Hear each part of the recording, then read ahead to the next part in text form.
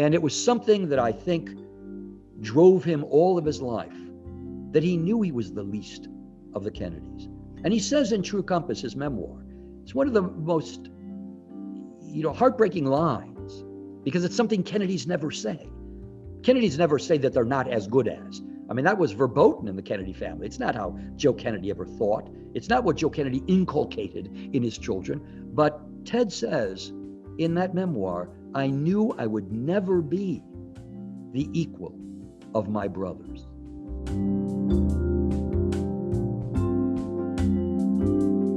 And good evening and welcome to your library this evening. I'm David Leonard, BPL President and host of this series, The Arc of History, Contested Perspectives.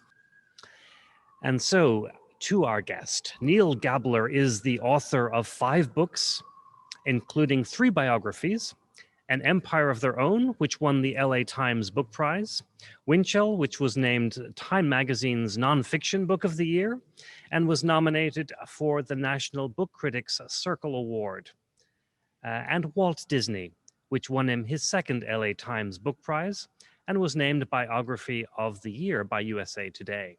He has been the recipient of a Guggenheim Fellowship, a Shoreline Fellowship from Harvard, and a Woodrow Wilson Public Policy Scholarship, and was the chief nonfiction judge of the National Book Awards. Neal, welcome to our program tonight. We are about to explore a little bit about the Kennedys and Senator Edward Kennedy in particular. Where are you coming to us from tonight? I live in Amagansett, New York, which is way out on the tip of Long Island. The next contiguous village is Montauk, which is the very tip of Long Island. And this is the Hamptons. I'm coming to you from the Hamptons. And I think you have a few Boston and Massachusetts connections of your own as well. Well, I do. Actually, my older daughter went to school, medical school in Boston at Harvard Medical School. And my younger daughter lives nearby now in Maine. So I feel as frankly, my family and I are moving to Maine to be near our daughters. So this is our last year after 26 years here in Amagansett, New York. Well, welcome back to Boston, Massachusetts tonight, albeit virtually. Thank you. How did this book idea come together, and how did you get started on this idea? Well, obviously, it's a great life, and biographers are often asked by people, by readers, did you like the person about whom you were writing? And my answer is always, my kind of canned answer is, I liked his life, because that's what we're working with. We're given this gift, this life, and Ted Kennedy's is a wonderful life. You really couldn't make this up if you were writing fiction. I mean, it is really a gift, and given that life, we then mold it and shape it and do things with it and interpret it. But in point of fact, I don't begin any of my biographies with a subject. So it wasn't as if one day I said, I really want to write a biography of Edward Kennedy, any more than I said I wanted to write a biography of Walter Winchell or Walt Disney. My books generally begin with a question that I would like to investigate. And since my books generally take a very, very long time to write, as those of you who read my books know, it has to be a question that really, really intrigues me, something that's really been sort of bugging me. And in this instance, I wanted to write a political book because politics is one of my major interests. Some people know me as a film historian, but I'm every bit as much, a political historian. My degree was in political science. I've written more extensively probably about politics, even prior to this book, than I did about film. But the question that plagued me was, what happened to liberalism? In some ways, it's the fundamental question of the last 50 or 60 years of American politics, because liberalism was the prevailing ideology in American politics. And then suddenly it wasn't. And in the course of Ted Kennedy's life, he enters the Senate late in 1962, when liberalism is, if not quite in its ascendance, it's close with the Great Society on the horizon. And it's a period of great liberal ferment. And by the time his career ends, some 47 years later, he is sort of a political pariah in many respects, because conservatism, has taken over. And in fact, the second volume of these two volumes on Ted Kennedy the second volume is called Against the Wind, Ted Kennedy and the Rise of Conservatism. So I wanted to address this question. And I thought one way of addressing this question, an interesting way of addressing this question, is to do it through the lens of the preeminent liberal of that period. And so Ted Kennedy came to me, as Walter Winchell came to me, as Walt Disney came to me, as a kind of narrative device to tell his story, but also to tell simultaneously the story of American politics generally and the shifting of these tectonic plates from liberalism to conservatism. Great. We should maybe, I think, for people to know that while this is an incredible read, there is a second volume going to come as well. So the break point is about the early 1970s, and so where we trace in this, where we trace in this volume is the beginnings of Ted Kennedy's life up to that point. So we're going to try and keep our conversation tonight to this period and save the latter part till another time, perhaps. But maybe the questions can help us out with that when people submit a few. The title, "Catching the Wind." What's that about? Well, of course, Ted Kennedy was a nautical man. He was a great sailor. He loved the sea. The sea was very metaphoric for him. He loved the sea in a physical sense, but he also loved it in a metaphoric sense. So I thought it was appropriate. He himself named his own memoir, True Compass. And I thought the idea of catching the wind, and here it's the liberal wind I'm talking about. Right. I mean, Ted Kennedy has the wind at his back when he comes into the Senate. And for those first years that he's in the Senate, while his brother is still president of the United States, the Democratic Party and the Senate and the House, both of which they controlled at that time, are working toward this large liberal agenda, which eventually will blossom into the Great Society after John Kennedy's death and become, the Civil Rights Act of 1964, arguably the single most significant piece of legislation in the 20th century. And the OEO, the Office of Economic Opportunity and the War on Poverty, and Medicare, and the Voting Rights Act of 1965. So there was this liberal wind blowing through America. It was gentle when John Kennedy was in the presidency, and after his death, it picked up, gale force.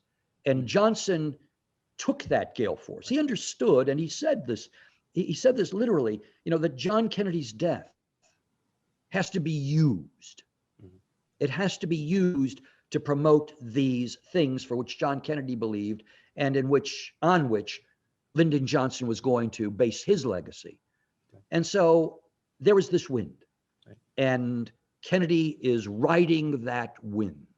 And it's a powerful and magnificent force in American political history.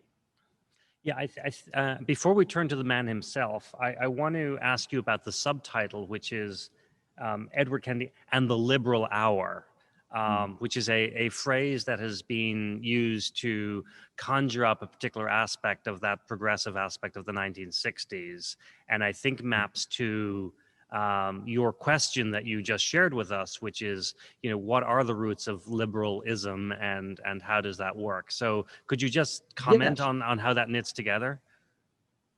Absolutely.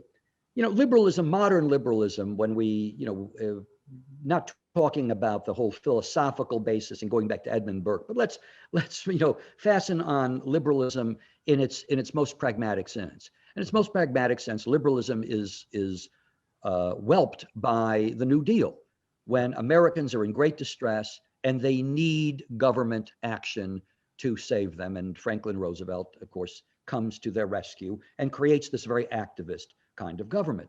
And that activist government prevailed for a very long time, as I said just moments ago, right up through near end of the 1960s. I quote a letter that Dwight Eisenhower wrote to his brother Edgar, saying that if anyone, tried to basically undo the New Deal, he didn't phrase it that way. If any party tried to do that, that party would be heard from no more. So that the whole idea of this this liberal wind that was blowing through America was even subscribed to by Republicans, and the whole idea of a liberal hour or a liberal consensus, as some historians called it, was that there was this idea in America that both Republicans, many Republicans, I would say majority of Republicans and Democrats, both subscribed to a way of using government actively. There were differences in how active that government should be on the Republican and Democratic sides, but there was some kind of consensus about the values. Again, disagreement about how to achieve those values and achieve those ends, but there was a general agreement about the values of the country and the general ends. And the fact that it was a liberal hour is important because it has a time limit on it. Yeah. We know that the clock was ticking, and that clock did tick, and the liberal hour wound down. And for all the great things that happened in the Great Society, depending on your political perspective, for my own, it was, when you're talking about Medicare, the Voting Rights Act, the Civil Rights Act, the War on Poverty, and many other things that Lyndon Johnson happened to push through Congress. This is an extraordinary moment in American history, but the clock told. The clock told. And that's the rest of the story. Because one of the things, David, I think is important, I didn't realize this when I was starting the book. I started it over 10 years ago. But as I was writing the book over the last several years, I knew that I was telling the story of how we got from there to here.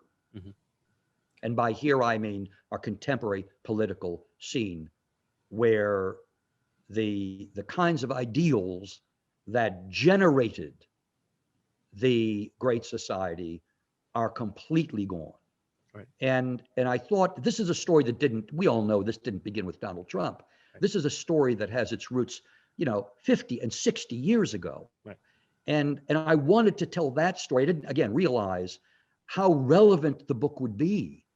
But I think that story is an extremely relevant story because it's the story of how we got here.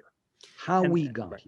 And often I think we're looking for, while we want to move the country forward and our various political agendas want to move the country forward, part of the dialogue also looks for a return to times that we now believe were better or more respectful or more something. There's that nostalgia, if you will. Sometimes it's accurate and sometimes it's truly nostalgic. But one aspect that Ted Kennedy, this is a volume 2 question more than a volume 1 question, I'm sure, which I promised I wouldn't do, but maybe you'll give me a moment to I've already written it, so I can address it.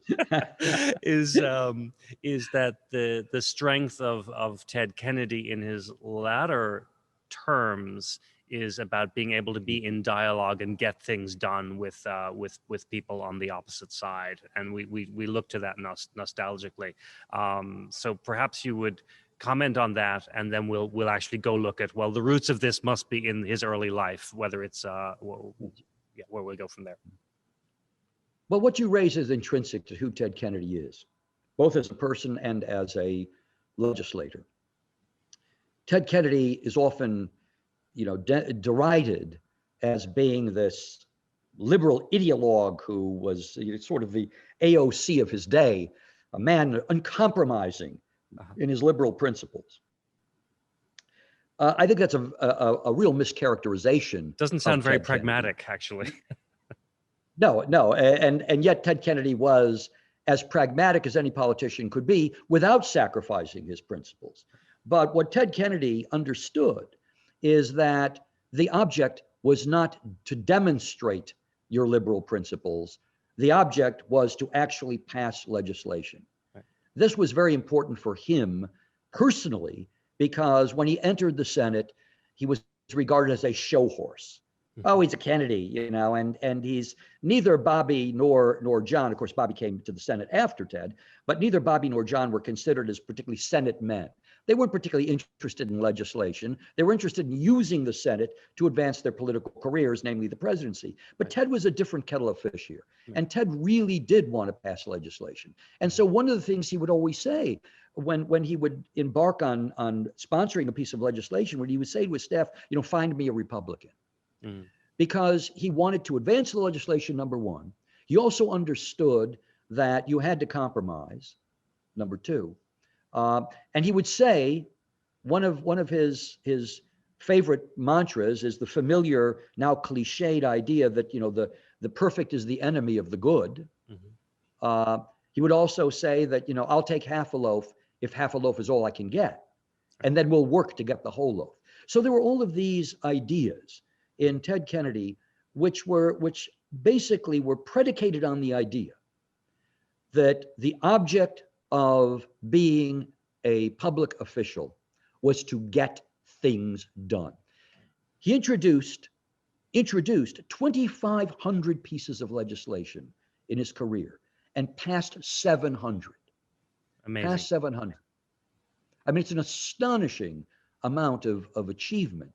And yes, we're nostalgic for, to get back to your point when you raised this question, we're nostalgic for a time when Republicans and Democrats could actually unite, as they often did with Ted Kennedy.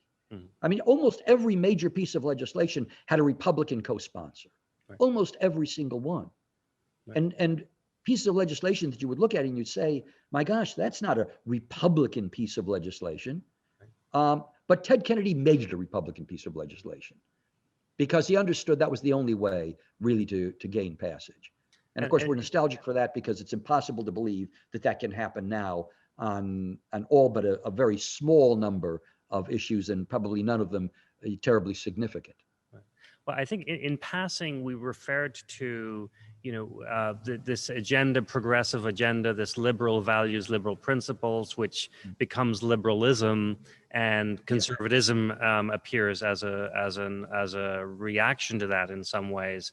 When we, in my experience, when we tack ism onto a word like that, we're saying it's gone to excess or to extreme. So I'm just wondering if that aligns with your characterization of those two aspects of our political spectrum. It does not. You know, I think, you know, there's always the temptation among pundits and political journalists generally, and I think among Americans, to have this kind of political symmetry. Yeah. And whatever the liberals do, there is a conservative reaction. It's kind of Newtonian in that sense. That, you know, there's not one right side or one wrong side, but that they both have bad things on their sides. There are bad people on the left and there are bad people on the right, and there's good legislation and good people on the left, and there's bad legislation and some you know, or good legislation, good people on the right. And so we tend to think in terms of the symmetry. Frankly, we're thinking of it less over the last few months and even the last few weeks than we have in the past. But I'm a strong believer, and I don't say this as a partisan because I don't write the book with any kind of partisan sense. When I begin a book, to be perfectly honest, I try and be perfectly honest. I didn't write this book because I thought that you know, I wanted to genuflect before Ted Kennedy, and I didn't want to write hagiography. You can read any of my books. Anyone who does will find that, you know, I follow the trail wherever it goes, and I see Ted Kennedy, warts and all, as I did with Walt Disney and as I did with Walter Winchell, and as I did with Hollywood moguls in my very first book. But I think it's impossible to find symmetry between a group of individuals, of whom Ted Kennedy was certainly one, who dedicated his entire life, as many of them did, to empowering the powerless, to giving voice to the voiceless, to helping the poor, to bringing rights to African Americans. And I could go on and on and on, to cleaning the air in terms of you know, our environment. Right. To say that there's symmetry between that and what was going on at the other side, there's no symmetry. Right. The Republican Party was not dedicated. Not now, obviously, but not then. Not then. I mean, there were members of the Republican Party, but I'm talking now after the liberal hour, Sure. when Ted Kennedy was still pursuing this agenda. There weren't very many members of the Republican Party. I mean, there were the Jacob Javitzes and the Mac Mathiases and people like that, the liberal and moderates who are now driven out of the party, but they were driven out of the party. Mm-hmm. And Ronald Reagan may be sainted, on the right. But Ronald Reagan didn't do a thing for the powerless, the voiceless, the poor, or I might add, those who are suffering from AIDS. Right. When he sat on his hands for his entire administration, while Ted Kennedy was sponsoring the Ryan White AIDS Act to provide assistance to those who are suffering from AIDS. So no, I'm not a symmetry person. Okay. I don't believe in that. It just doesn't work. You want it to work. I want it to work, but it doesn't work. There's big-heartedness and there's small-heartedness. Right. We know the difference. Right. We do, whether we want to admit it or not, whether we like to admit it or not, we know the difference. So that's a deep caution against moral equivalence when we're thinking about positions that look opposite to each other. David, I'm so glad you brought that up. And I'll tell you why. Because while this is a book about Ted Kennedy, and Ted Kennedy drives the narrative, Mm-hmm. and I like to think that it may be the most detailed biography of Ted Kennedy. It's not for me to say. Those who've written other biographies and those who read other biographies, they can say that. And I think it's a very narratively driven book because it's a very narrative life. But there's that other story in this book, which is not only the story of liberalism, mm-hmm. which, as I said earlier, rides simultaneously with the story of Ted Kennedy. But there is a story about morality in this book.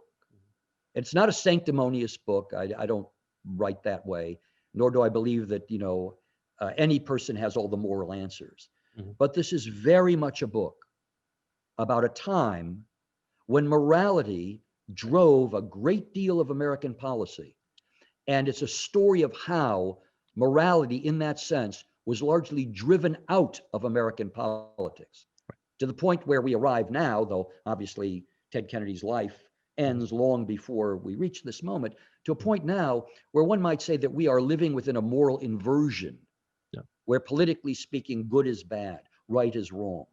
There was no moral inversion in Ted Kennedy's day. So let's turn to the early days, because I think, whether we fully or partially sign on to this version of political morality, which I want to come back to after we look at his life, whatever it is, it has its roots, presumably, in who he was as a man. And, I think when we were prepping for this, my phrase, which is probably a gross oversimplification, was that much of the story is really a story of tragedy and redemption.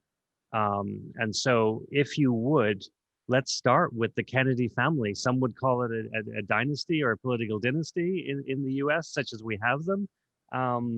What would you like us to know about the very early years? Maybe just one or two things, because we want people to buy or borrow the book as well and read it for themselves. Well, one of the things that we think of the Kennedys, we think of this, and the Kennedys certainly tried to promote this idea. It was very, very important to Joe Kennedy and Rose Kennedy that they created their family, and I say this explicitly in the book, as an aesthetic object. Right. It was this beautiful aesthetic object with these beautiful children, all of whom loved one another. That part of it was true. They even, the way they lined them up all the time in these family photographs, right. It was like ducklings, from the pride. Smallest Surely to pride. the tallest. Right. And so there was that sense of this family was this object that they shaped. But you ask yourself, how in this kind of aesthetic object, with a father who was driven by his own political desires, I mean, he wanted to be president of the United States, realized that because he was a Catholic, that wasn't going to happen. So that devolved upon his sons, first the eldest who died in the war, and then his second, John Kennedy. You ask yourself, how did liberalism arise in this family with this man, Joe Kennedy, who was by no means a liberal? You know, Franklin Roosevelt, you know, just disparaged him no end because he thought, in fact, at one point he said, you know, if Joe Kennedy became president of the United States, I'd be afraid of him being a fascist. Right. So that's how Franklin Roosevelt thought of Joe Kennedy. And we know that Joe Kennedy was no liberal in his life. He was an anti-Semite. He was a strong supporter of Joe McCarthy. And that part did devolve upon one of his sons, as we know, Robert Kennedy, who worked for the Senate committee, McCarthy's committee, investigation subcommittee. So how did Ted Kennedy, let's just fasten on Ted for a moment. How did Ted Kennedy come to this liberalism, which also his brothers, you know, John and Robert did? You know, for John and Robert, and particularly for John, I mean, there's a great deal of political expediency in his liberalism because it was very difficult for anyone in the Democratic Party to gain the presidential nomination if they weren't liberal. I mean, it was just didn't happen. And you look at the candidates who ran for the presidency, I mean, there's a streak of liberalism, you know, through them. You know, Robert Kennedy came to his liberalism largely because of John Kennedy and John Kennedy's death. Now, with Ted, there was something, you know, obviously the tragedies of John Kennedy's death and Robert Kennedy's death impelled him to pick up what he called their fallen standard and to try and carry their legacy, which by that point was a liberal legacy. But there are other things in his youth that I think one has to understand. One is his relationship to his grandfather, John Honeyfitz Fitzgerald, the father of Rose Kennedy, who was congressman from Boston, later mayor of Boston, and who was almost an antithetical personality to Joe Kennedy. Right. I mean, he was a boisterous, glad-handing, wild kind of guy, both in his personal life and in his political life. But he was also someone who had enormous sensitivity to the average Joe. And Ted Kennedy spent a good deal of time in his youth with his grandfather, and actually would spend Sundays with him roaming Boston and going not only to see the historic sites, which Honeyfitz would tell him about, but also going into kitchens of hotels where Honeyfitz would greet the waiters and the busboys and the chefs. And he gave Ted this kind of education and empathy of how to treat people, and an education not only in empathy, but also in equality. Right. So that was one thing. And there's one other thing. I know this is a long-winded answer, but to understand how Ted Kennedy gets from that family of wealth and privilege to becoming the most significant voice in America for those who are underprivileged, it's a long story. But the other part of it is, there's a lovely poem called Kindness. And if I'm not mistaken, the first line of the poem is, kindness begins in suffering. And Ted Kennedy, Ted Kennedy's youth, which I describe at some length in the book, and I won't, you know, bore you with the details now. It was not a happy childhood because that aesthetic object of the Kennedy family was a lie. It was a lie. And Ted Kennedy is the proof of what a lie it was, because he lived almost a tortured childhood, an extremely difficult childhood, a childhood that was lonely and melancholic, and a childhood of suffering. And out of that suffering, I believe, among other things, out of that suffering came the great kindness that he expressed politically, which is not to say, and I want to hasten to add, you know, that, you know, I'm not saying that Ted Kennedy was a moral paragon, certainly in his personal life. You know, his personal life was full of blemishes. But as the columnist Richard Reeve said after his death, and I always love this line, he was a publicly moral man. And what I'm talking about here, what I'm addressing here, is his public morality, his public morality. There's a sense that also the family spotlight was always on the older or oldest of the brothers, and the rest were left to fend for themselves until they became the ones in the spotlight. And so that makes sense to me with what you're describing. Well, I love the idea that when they named their yacht, they named it the 10 of Us, because no one was expecting 11th. And the 11th, of course, was Ted. So Ted was literally an afterthought. Yeah. I mean, he was the result of a rare tryst between Joe and Rose, who had pretty much stopped by that point, yeah, having connubial relations. And so all of a sudden, Ted Kennedy appears. And he is treated not only as the afterthought, not only the youngest, but he is also treated as the least, right, the least of the Kennedys.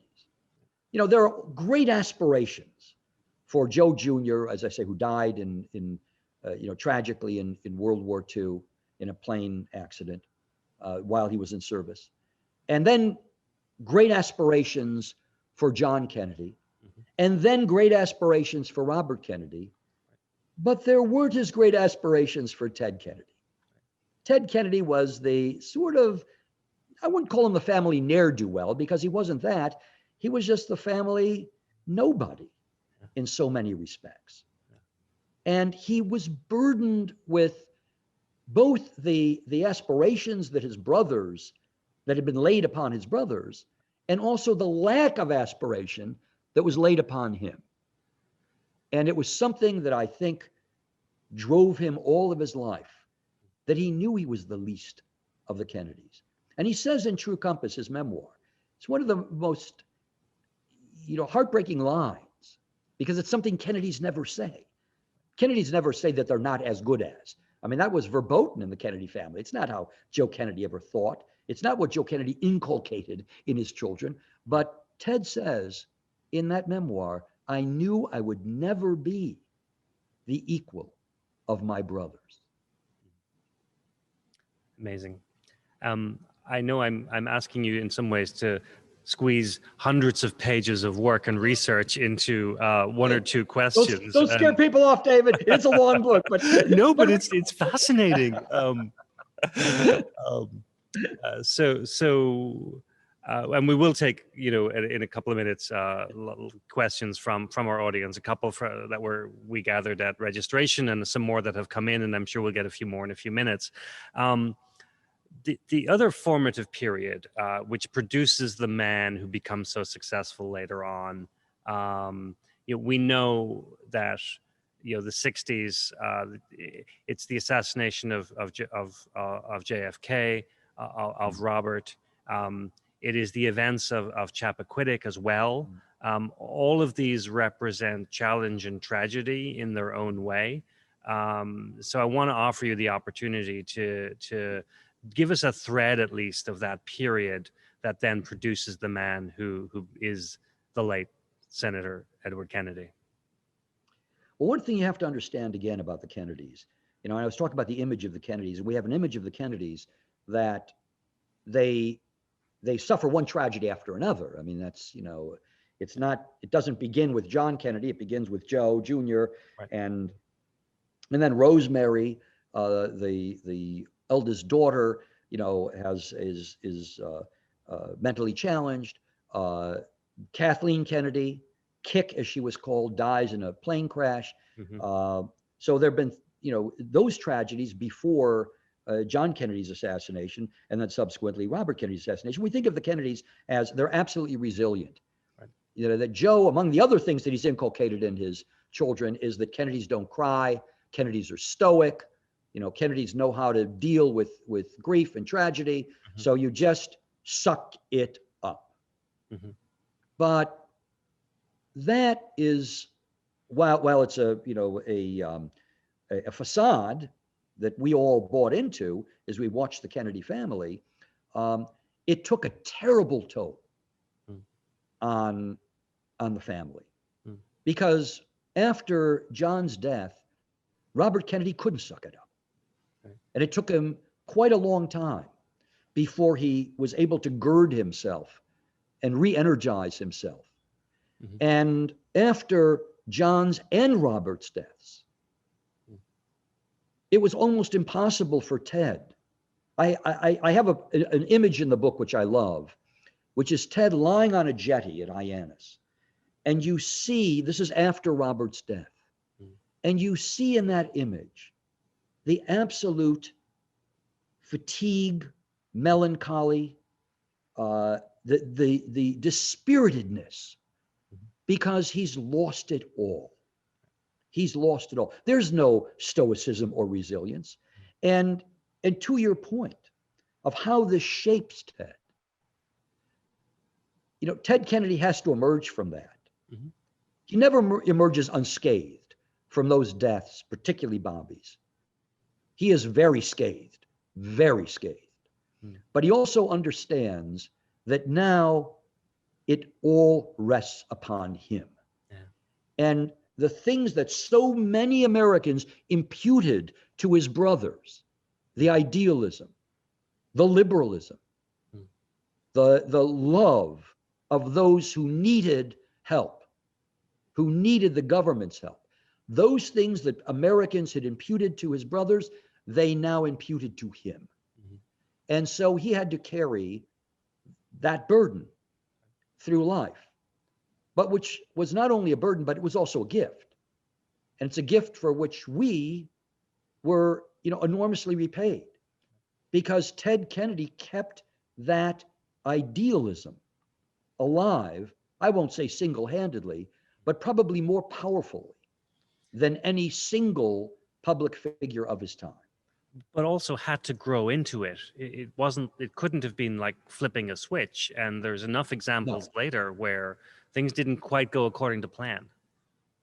No, absolutely right. And I mean, you know, he's often been compared, and I do this in the book, you know, to compare him to Prince Hal, you know, growing into King Henry. Yeah, sure. And he was, you know, a kind of Prince Hal, including he had some Falstaffian buddies with him throughout a good deal of his life.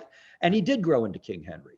And it was a difficult transformation, and he stumbled along the way. And there were not only the tragedies that came from fate, but there were also the tragedies that were self-inflicted, like Chappaquiddick.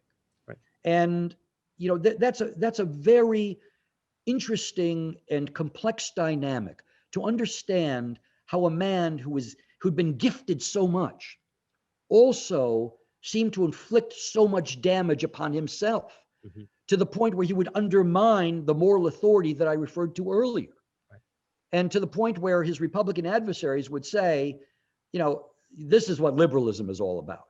You know, a guy who is reckless, who is hedonistic, who has no personal character, and they would conflate his personal morality with his public morality. And I say in the book, and you know, there's one could go very deeply into this, which, you know, this is not the time, neither the time nor the place. But I think a lot of what Ted Kennedy did, which is often considered by his enemies to be, he was privileged, he knew he could get away with anything and all of that sort of thing, right, was in some ways quite the opposite. Yeah. That he felt that he had to punish himself, sin, in order to be redeemed. And so he was always looking for redemption because he thought he needed it so badly. Right. And if it wasn't going to be granted to him, he'd sin really badly to get really good redemption. Yeah. I think I can probably take one of the first questions because it's a sequitur in some ways to what we're just talking about. And the question is, do you think Ted Kennedy became a better senator after he abandoned the quest for the White House? Because in some ways, you know, what we're just talking about in terms of imputing the expectations onto Ted that were already assigned to his brothers before him suggests that he must run for president. And so please go from there. Well, that was the expectation, of course. Right. I mean, the expectation, it was his own expectation as well. But Arthur Schlesinger Jr., the historian, had an interesting line where he said that John and Robert had executive temperaments, but that Ted always had a parliamentary temperament. And, you know, I mean, it's obvious what he meant by that. But if you dig into that a little bit, right, Ted, being the youngest, was always the most deferential, these were things, that sense of deference, that idea that he didn't deserve to be the leader, but he would be, a member. Those served him very well in the Senate, where as the youngest senator, he was expected to give deference to the old Senate bulls, particularly those old Southerners who ran the institution. And he did. He did do that. And he came to the institution with an enormous respect for the Senate. And that respect and understanding of the institution of the Senate grew. And he had something else that was, as Rose Kennedy once called it, a ninth child's talent, which was he really understood in a way that his brothers did not, nor did they care to understand, the chemistry of the Senate, the way that you work other senators and bring them into your enterprise. He was really expert at doing that, in some ways even superior to the vaunted Lyndon Johnson, who's, as Robert Caro so brilliantly illustrates in Master of the Senate, who was a genius at twisting arms, at reading people, knowing what they wanted, poking them and goading them and getting that. But Ted Kennedy's method was very different. Ted Kennedy's method was, I'll approach you with friendship. I'll approach you on some common basis where we can work together, not that I'm twisting your arm or forcing you or intimidating you. And that, again, was that ninth child's talent was a senatorial talent. It wasn't necessarily an executive's talent. The idea of having so many brothers and sisters to negotiate around. Exactly right. Exactly right. So I believe, yes, he was a great senator. Whether he would have been a great president or not, no one can tell. But I honestly believe, and this is more going into volume 2, although in volume 1, he had the opportunity. I mean, one of the stories I tell here is he had the opportunity to take the Democratic nomination in 1968 after Robert's death. It was almost handed to him. There were so many party officials, chief among them Chicago Mayor Richard Daley, who said, come to Chicago. He said this explicitly, come to Chicago. The nomination is yours. And that convention, with all the chaos that was going on in Chicago, and with all the fear that Hubert Humphrey would be a catastrophic candidate against Richard Nixon and would most surely lose the election, with all of that hanging over it. If Ted Kennedy had shown up in Chicago, that convention was ready to jump for Ted Kennedy. But it speaks to Ted Kennedy's lust for the presidency, which wasn't that lustful, and to his own sense of himself, that he said, I'm not going. And he went off sailing, off the coast of Maine, rather than go to the convention in Chicago, where, again, the nomination would probably have been his for the asking. So as someone who now knows him intimately from all of this work and research, what do you think of that decision? I think it was the right decision for him. Okay. Both by temperament and also by experience. He just felt he wasn't ready to be president. Now, I think, there was some part of him that wanted to be president. There was some part of him that said, this is the one way he felt at that time that he could be. And by that time, I mean, all these different, the quadrennial ritual in America was, when is Ted Kennedy going to announce for the presidency? Right. I mean, it was, 72 and it was 76 and then eventually 80 he did.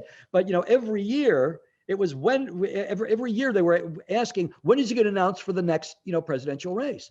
But I think, it was, I think Walter Mondale who once said, you have to have the fire in your belly to run for president. And I'm not sure, even when he ran in 1980, in fact, especially when he ran in 1980, that Ted Kennedy ever had that fire in his belly. Right. He was a Senate man. Right. He loved to legislate. He loved the tools of legislation that I referred to earlier, the chemistry of the Senate, but also the physics of the Senate, which was understanding the rules and how to use them. Those were things that he was so well schooled in and so temperamentally suited for. So did he make the right decision? I think probably for who he was and what he wanted out of life, he probably did make the right decision. Because he wasn't yet the man he would become later. And so who knows how that, if he had taken the nomination and gotten it and won, who knows whether he would have been a good president or not. Yeah, I don't, and I think that was his concern. Yeah. I think his concern was, I'm not sure I will be a good president. Now, some people that wouldn't even cross their minds, but it very much crossed his. There's a characterization that's probably difficult for us today looking back to understand the friendships or the collaborations that seem to happen with people from across the aisle. There's a great photograph in the book of him and George Wallace together. There's other examples. So and then there's a question that has just come in that says, well, he was, and I don't know the facts of this, so please bear with me, but the question is, Ted was noticeably silent and distracted during the Clarence Thomas Anita Hill hearings. How do you reconcile that side of Ted Kennedy with his description of him as a politically public moral man, the friend of the underdog? So if you put that question together with my thoughts about his friendships and collaborations with people from, like, how do you put that together in a way that's consistent? Well, let's deal with the first part of the question. I mean, it's interesting. Look at who spoke at his memorial service, and look at the kind of, John McCain. Look at the kind of encomia that he received from a host of Republicans, because you know what? Politics is personal. It's not personal anymore, and that may be one of the greatest changes. Politics now is about power. It's not personal. But for Ted Kennedy, politics was always personal. I tell a story in the book after he defeats George Lodge in the senatorial campaign in 1962, when he's running for the last 2 years of his brother John's seat. He sees Lodge and he calls Lodge over to his office, his house, and he lays down polling data and says to Lodge, if this campaign, now this is a guy who's just defeated the fellow to whom he's talking. This campaign had gone a little bit longer. See, you would have probably won. It was his way of assuaging what he felt Lodge must be feeling at losing. That is so Ted Kennedy. Now, the Clarence Thomas issue, and it's a good question, has very little to do with that. It has a lot more to do with Ted's situation, at the time, with his embarrassments, with what happened in Palm Beach. And, Ted was basically, now he denies this, but I don't think there's any way of he denies that he silenced himself because he didn't want to put himself out there for Republicans to attack him and would undermine the cause of undermining Clarence Thomas. His office worked very closely with those forces who wanted to defeat Clarence Thomas. And it was actually Ted Kennedy's office that began to make the connection with Anita Hill. But Ted personally was, and there were observations made all over at the time, was a man who, when it came to Robert Bork, for example, was probably the most vocal adversary of Robert Bork, was not the most vocal adversary of Clarence Thomas. He challenged him, but he wasn't in the forefront. And I think a lot of that had to do with his fear that he would personally undermine the cause. Interesting. He was throughout the Reagan period and into the Bush 1 period. Ted was a man who was very much very self-conscious, about how little he felt he could accomplish. You notice the kinds of things he accomplishes in those administrations are very different than the kinds of things he accomplishes earlier in his career, the kinds of legislation that he's working on. Now that's volume 2 stuff, but I think he's a man who's lost a lot of air in that balloon has gone out. And what happens later in his career, again, this is volume 2 stuff, is he refills the balloon. He refills the balloon. And he becomes some of the most impressive legislative accomplishments of Ted Kennedy happen during Republican administrations. One or two that you want to just shout out for us so that we can get our arms around that or get our thoughts around that? Well, I mean, look at something like, Chip was not a Republican administration, but it was, a Republican Senate. Yeah. So, I mean, he does things that, again, later in his career that seemingly today would be impossible. Right. I mean, there's no way in the world that you could accomplish these things. But he accomplished them because he knew how to work the chemistry of the Senate, and he worked indefatigably in that period, and he also was trusted. There were few senators on both sides of the aisle. There were few senators who were trusted as much as Ted Kennedy. And one thing you hear again and again and again, and this began early in his career. When Ted Kennedy gives you his word, that's it. Yeah. Ted Kennedy never broke a promise. You could always trust Ted Kennedy. In the Senate in those days, that went a very long way. Now that's why we're nostalgic for those days, by the way. This next question takes us back to something in the book about Rose Kennedy and her devout Catholicism. So let me read you the question. Yes. Neal suggests in the book that Rose Kennedy's devout Catholicism was something pragmatic in terms of a quest for perfection for her and her family rather than being driven by religious faith. Mm-hmm. Can you elaborate a little on how you drew that conclusion and what evidence there is for that tension, I guess, between family and faith? That's a great question. And it's something that, when you dive into this material, I read, I went through her papers.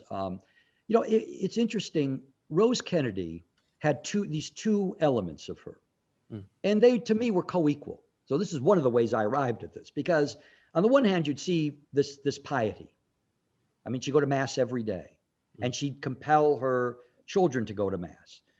Ted Kennedy tells the story about he was about to go out sailing at a regatta, and his mother says, no, you're not going. You're going to church. And the fact that he told that story numerous times in later years tells you a little bit about how he felt about his mother's piety and its enforcement upon him. But there was this whole pious aspect. And in the Kennedy family, David, nothing was ever done without purpose. The fact that we know how pious she was, the fact that we had so many pictures of her going to church, I mean, that was deliberate. That was an idea that they wanted to purvey. But then I said, there's the other side. And the other side of Rose Kennedy was, this was a woman who spent thousands upon thousands of dollars on her clothing. This was a woman whose vanity was notorious. I mean, she put tape, before there was facelifts, I gather. I mean, she put tape on her face to pull her face back. This was a woman who ignored her children again and again and again. You should see some of the letters that and comments that John Kennedy made about his mother again and again and again, so she could go to Europe. And I have episodes in the book where Ted is sick. He's a little kid. He's ill. Now give him to the governess. I have a trip to go to Europe. I want to go to Europe. So, how do you reconcile this piety, alleged piety? I'm not saying she wasn't religious. I'm not saying that. I think she was legitimately religious, and I think it helped get her through, and her children would say this, helped get her through the tragedies that she had to face. But how do you reconcile that with this absolute obsession with aesthetics, with style, with money, with, going? I mean, there's a line in the book that I got from David Nassau where, in his biography of Joseph Kennedy, that every time she had a baby, the deal was that, Joe would send her to Europe. So, she'd have the baby and boom, she'd go to Europe and leave the baby. So, how do you reconcile those two things? Well, part of what a biographer tries to do, to the questioner's, point, is you try and reconcile these things. And the one thing to me that seemed to the commonality between these two things is the aesthetic element. It was an aesthetic piety, just as it was an aesthetic demonstration on the other side. Again, not to say that she wasn't religious, but I think the piety was always vying with the aesthetics. And in my estimation, in the Kennedy family, the aesthetics often won, often won. And I'll say this too, David, because it's something that I think is important to understand about Ted, though this comes in volume 2. And it's something, if you are kind enough to invite me back, we'll discuss it at greater length. But Ted Kennedy spent almost all of his life trying to be a Kennedy, which means living up to these aesthetic images of what being a Kennedy meant. And it was only in the last period of his life, maybe the last decade of his life, where Ted, I think, finally comes to the recognition that he doesn't want to be that kind of Kennedy anymore. He just wants to be himself. And that's the happiest period of his life. The period of his life where he reconciles himself to the idea that he's not one of those Kennedys. He's something else. Well, as we're on the subject of religion and Catholicism, which anyone's religion or spirituality is going to be formative for who they are later in life, one way or another. But it seems like that can, in the case of Catholicism, certainly in this period of the middle of the 20th century, lead to a devout conservatism, or it can lead to a more progressive focus on lifting up the poor.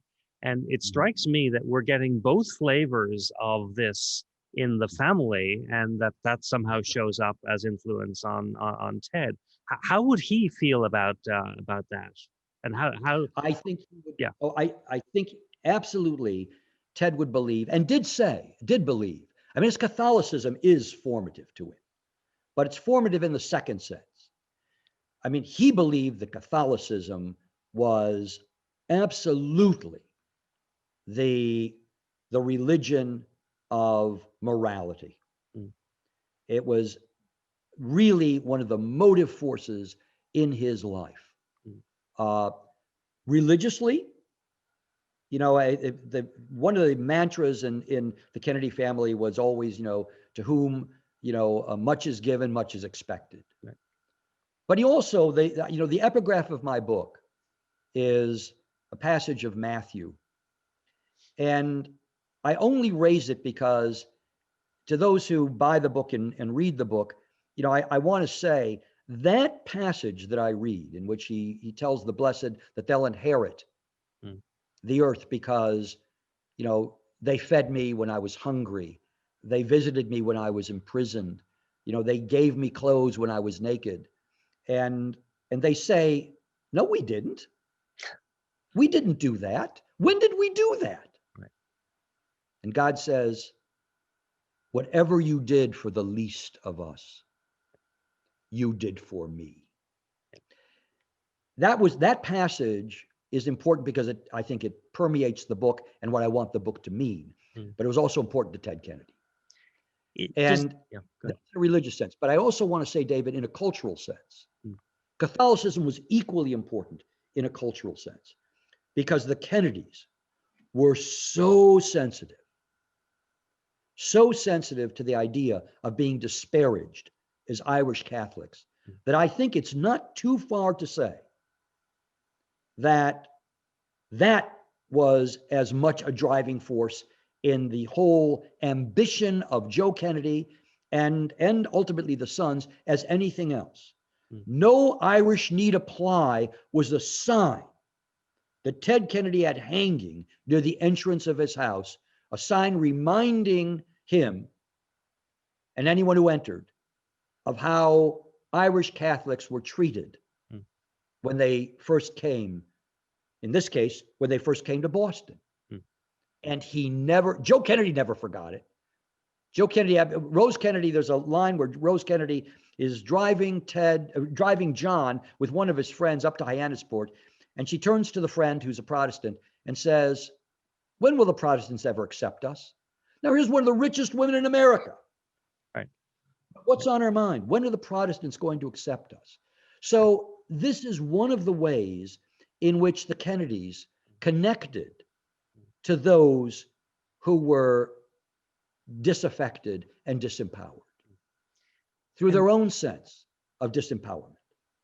And is that in spite of privilege or because of privilege? Because they were wealthy and certainly had opportunities that would not occur or be available to others who may have the same values. So in spite of or because of or some weird mixture? I would say both. Yeah, okay. I would say both because, because they're privileged, they have this obligation now to do for others because they can do it. Yeah. And in spite of, because kindness begins in suffering. And they felt that the abuse that they had taken, the disdain with which they had been treated. A Catholic can't be president of the United States. They weren't allowed in the social clubs. Why did they wind up in Hyannis? Hyannis was one of the few places that would accept Catholics. That's why they went to Hyannis. It was low rent when Joe Kennedy, got that compound. It wasn't a compound then, but got that house in Hyannis. So I would say both. They had an obligation, but they also never forgot the disparagement and the disdain with which they were treated. And the only way to avenge that, as Joe Kennedy understood, was to make his son president of the United States. Right. That's the way that you avenge it. Yeah. Now disparage my Irish Catholic son. Now do it. And speaking as someone who grew up in Dublin, I think I shared this with you earlier. I have vivid memories of, I think it was either my grandmother or my parents' collection of commemorative plates, and right among them was one of John F. Kennedy and Jacqueline. And so, I think there was global import about this story that's interesting as well. And you actually have another picture in the book of Ted in Dublin, which maybe you just take a moment just to comment on that, and then we'll move on. Well, Ted, after John Kennedy's death, Ted was going to various places around the world to raise money for the Kennedy Library and also for Kennedy memorials, which many places had, and obviously Ireland would be a natural. And so he went in May of 1964 to Dublin, where he was greeted by enormous crowd. Some people lined the streets at midnight when his car was driving, I think, back to the airport. It just so happened to be the birthday of John Kennedy. It would have been his 47th birthday when he arrived. And I think this also addresses what you were discussing, is that there was, and it gets back to my notion of morality much, much, much earlier at the beginning of our discussion, there was this moral sense that attached to the Kennedys, deservedly or not. I think one could make the case that it was deserved in many cases, but it wasn't just in America. As you pointed out, it was international. There was this sense of aspiration and idealism that they roused around the world. And I know there are many people, again, who try to disparage that and say, well, it's that was just aesthetics or whatever. But it was more than aesthetics. Right. It was more than aesthetics. And anyone who lived through it, as I did, understood that there was something very, very powerful there that Ted Kennedy was able to tap into. But I will also say this about Ted Kennedy and his relationship to his brothers. It seems that and it's not only seeming but true, that Ted Kennedy did use some of his brothers' moral authority to promote his own moral authority. But Ted Kennedy was the most liberal of the Kennedys. And I think that though we don't recognize it, I think we also read Ted Kennedy's liberalism back into Robert and particularly John, and they become more liberal because Teddy was so liberal. Mm. And that's something that I don't think we often recognize. We think that, well, Ted Kennedy gets all of this stuff from his brothers, but they get stuff from him too. Right. So in some ways, his own redemption is also helping to redeem some of their lesser qualities in some ways too. Exactly. There are a couple of questions that came in at registration I want to take next. So we're hopping a little all over the place within this first volume, but come with me on this journey into this next question.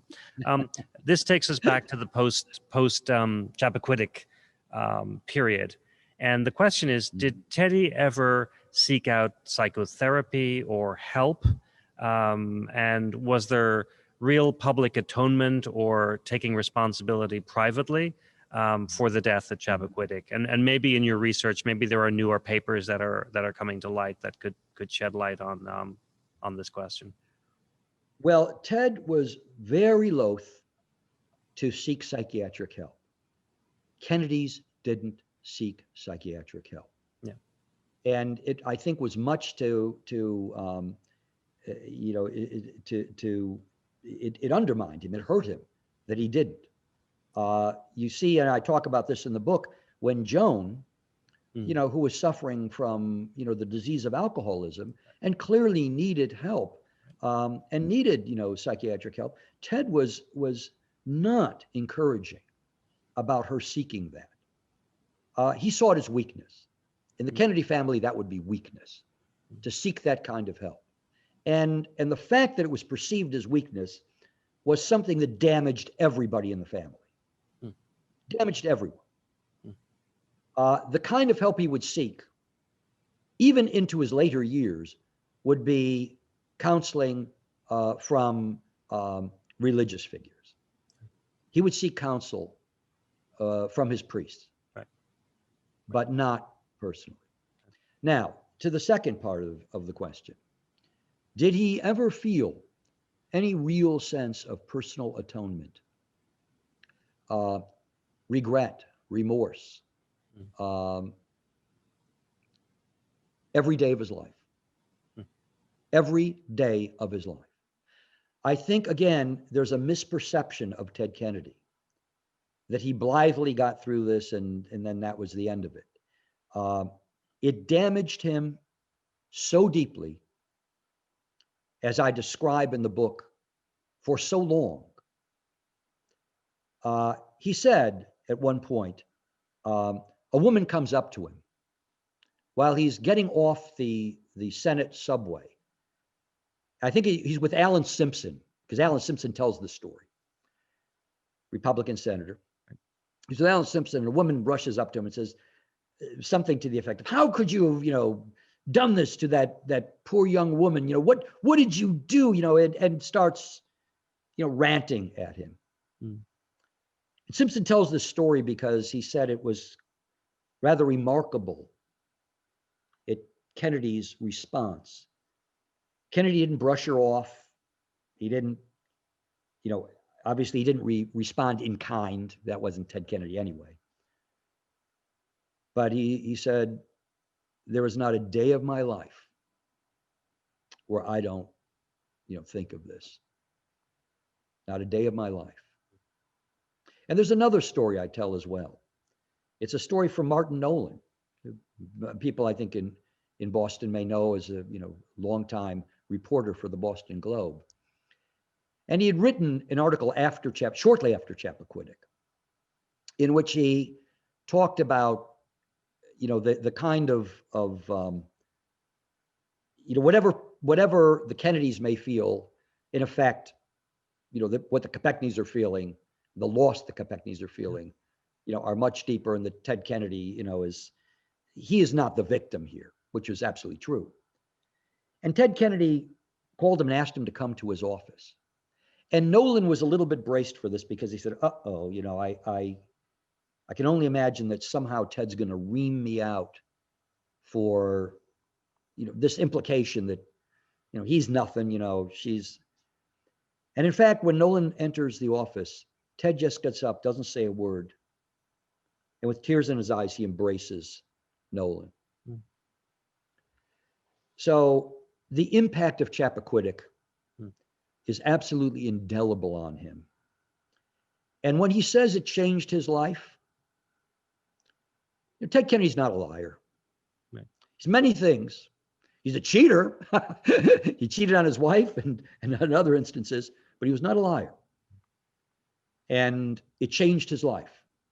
And it made him, as he himself said, it made him a much better man, because when I said earlier, he sinned to redeem, and he had to do so much atonement, and he knew it, his entire life was an atonement after Mary Jo Kopechne's death. Right. And I think he perceived it that way. There's a question about his relationship with his oldest brothers. I assume that the two older brothers, maybe the three. What did he consider the most memorable aspect or influential aspect of his relationship with his oldest brothers? Well, he loved John Kennedy, but there was such a disparity in age that John Kennedy was more of an uncle in a lot of respects, of course, than a brother. And there were times when everybody in the Kennedy family was worried about Teddy. Everybody was worried that Teddy was going to go astray. He just wasn't made of the stern Kennedy stuff. And John often took the boy, Teddy, under his wing to try and guide him on the right path. He, brought him books to read. He took him on trips to, Civil War battlefields, something that Ted himself later did. What was the age difference? Pardon? Neal, what was the age difference between them? Well, there was 15-year age difference. Okay. 1917 to 1932. Yeah. So, vast difference. Right.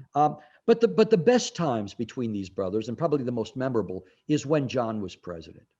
Because John Kennedy loved Teddy in a way that he didn't love Bobby. Now, by this, I don't mean that he was closer to Teddy than he was to Bobby. He was much closer to Bobby than he was to Teddy. They were closer in age, and they were really, I don't know, kindred spirits is the right word, but they were symbiotic. That's the better word. Yeah. Shared agenda. But as they very much a shared agenda. But as John once said, basically, you can't have fun with Bobby.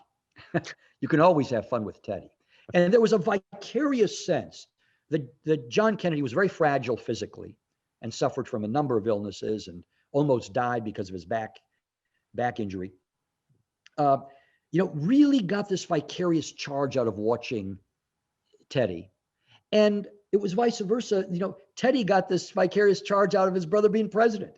And there's a line that I talk about in the book where, he treated his brother as this, kind of, oh my God, here's the president. Here's the president. No, there's his brother. But he was like so excited when he'd land at Hyannis.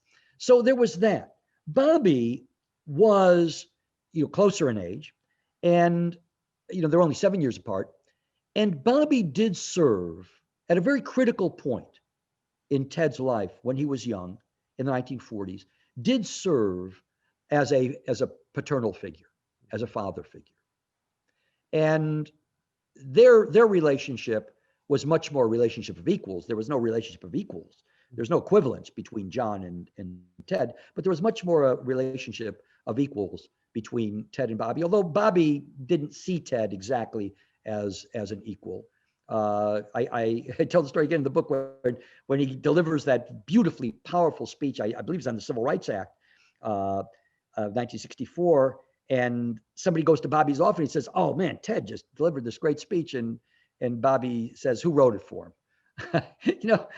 Bobby could be disparaging, wow. But they still, it was one thing for Bobby to disparage Ted and another thing for anybody else to do so. So they had a very close relationship. And I think that harkens back to that period when Bobby took a paternal interest in Ted. And just for our viewing audience, we'll go about 10 more minutes and then wrap up. But the Kennedy family is incredibly significant and remains so to this day to people in Boston, Massachusetts. And so there are two things I'd like to bring this back to Boston with. One is to ask, first of all, about the Harvard, Greater Boston, let's say. So the Harvard experience for Teddy. Why was it not referred to? Why was it unsuccessful? It was unsuccessful because Harvard was an aesthetic achievement and not an academic one. In the Kennedy family, you go to Harvard because this is the way for Catholics to raise their status. Yeah. But people at Harvard didn't see it as a way for Catholics to raise their status. And there's a story that Doris Kearns Goodwin tells in her saga of the Kennedys and the Fitzgeralds, where she talks about a story that Joe Kennedy used to tell, where he was walking on campus and he saw these two elegantly dressed Protestants, and they were walking down the campus and they headed off into one of the clubs, the eating clubs. And Joe realized, he couldn't go into those clubs because he was an Irish Catholic. And the fact that he told this story in later years, that it left this seemingly trivial episode that maybe none of us would have remembered. You see two guys entering an eating club, but he remembered it and he talked about it because it was a humiliation. And it's interesting as well, I think, that when the Kennedys went to Harvard, what was their social group there? Their social group were always Catholics and Catholic athletes, because that was the meritocratic element of Harvard. The meritocracy was on the athletic field with these poor kids who were there to play sports. And Ted felt this community. These were some of his lifelong friends till the day he died.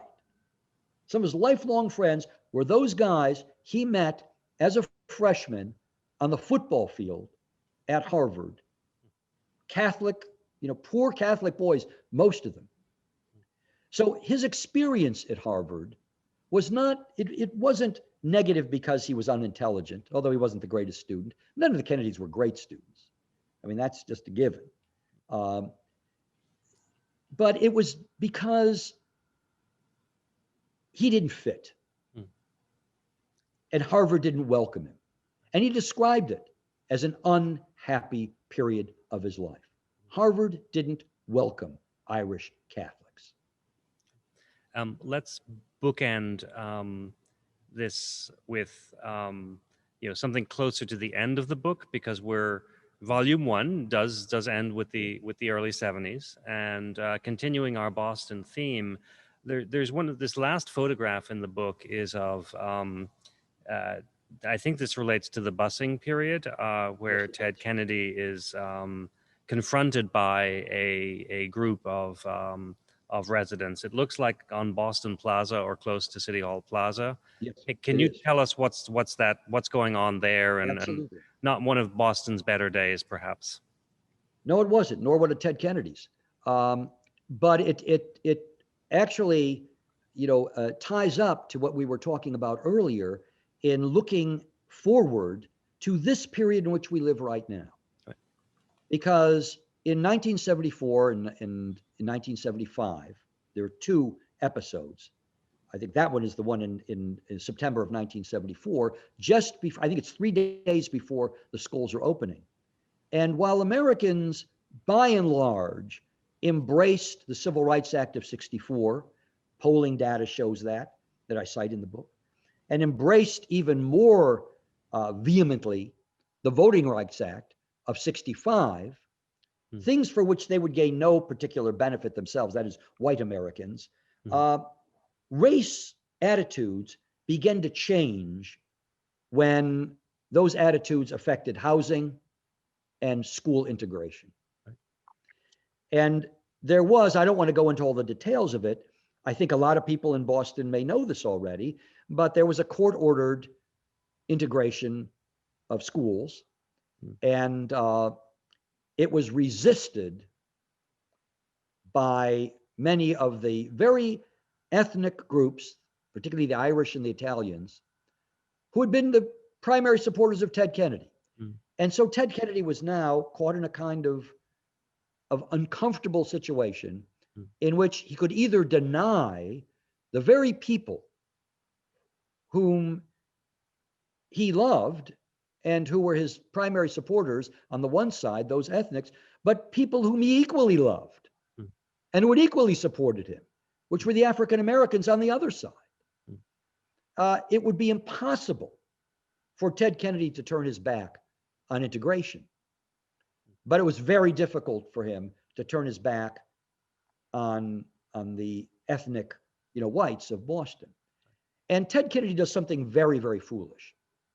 It was actually Mike Barnacle who is the one who invites him to do this. He says, only you can soothe this tension between the races as we're on the verge of this situation in which students are going to be bused from white schools to black schools and from black schools to white schools. And the tension is high. There's violence in the air. There's going to be a rally, an anti-busing rally on the Civic Plaza. Only you can calm these waters. Ted Kennedy goes to that rally, but Ted Kennedy had already come out in favor of integration, not in favor of the busing plan necessarily. It was his support was tepid. But when he arrived, the crowd encircles him. And ultimately, he goes up to the podium. It's a kind of brave act, but bravely foolish act. The crowd turns their back on him. They won't give him the microphone. Later, as they chase him from the stage. They throw things at him. He gets hit by an egg. They poke him. They do, and he basically is almost running for his life. Now, there's a second episode, similar episode, in April of 1975, where he is running for his life. And where he's giving a speech and the crowds gather, they hear he's giving a speech and they're so angry at him now because the court-ordered busing has been going on now for that school year. And they literally chase him while, like running after him down the MTA station stairs. And thankfully for him, a train happens to be coming and he leaps on the train and he evades what could have been serious personal injury. Now, and they deflated the tires of his car. They took dog excrement and they wiped it all over his windshield. I don't want to, it's a spoiler alert, but basically this is how the volume ends. Because what happens in volume 2, which leads to this very moment that we're in now, is a moment of enormous backlash, a moment of America kind of losing her moral bearings. And Ted Kennedy, who had been this moral exemplar, a public moral exemplar at least, is not able to calm the storm. Not able to do it. Well, Neal, I think that's probably a great spot to let's call it taking a pause. We'll give people I think it's about a year to read volume 1, and then hopefully come back to us, if you will, where we can. I would love that. Pick up volume 2, and maybe there'll be some of the lessons from volume 2 that we may want to talk about. What will presumably be the Joe Biden presidency and how that. Well, just let me say one thing. Yeah, Joe Biden spoke at the dedication of the Edward Kennedy Institute. And he talked about the lessons that Ed Kennedy had taught him. And one of the things he said that I remember, because it's fairly powerful, particularly in these times of absolute polarization where the sides can't agree on anything and probably never will. But he said, it's very difficult to be petty when you're debating someone who is grand and magnanimous. And that was Ted Kennedy. Oh. Thank you once again, Neal. The book is available from your libraries and from the independent bookstore and from Trident. We have one slide to put up for where we are. This Arc of History Contested Perspective series began with a conversation with Dan Rather, and we're wrapping for 2020 with tonight's conversation. All of these conversations will be available on the GBH Forum Network link, as well as available later on from bpl.org. Please stay tuned for news about next year's series, and we have some equally exciting guests joining us under the theme of Repairing America. In the meantime, thanks for joining us tonight. Please be safe, be well, and we'll all see you next time. Thank you, Neal.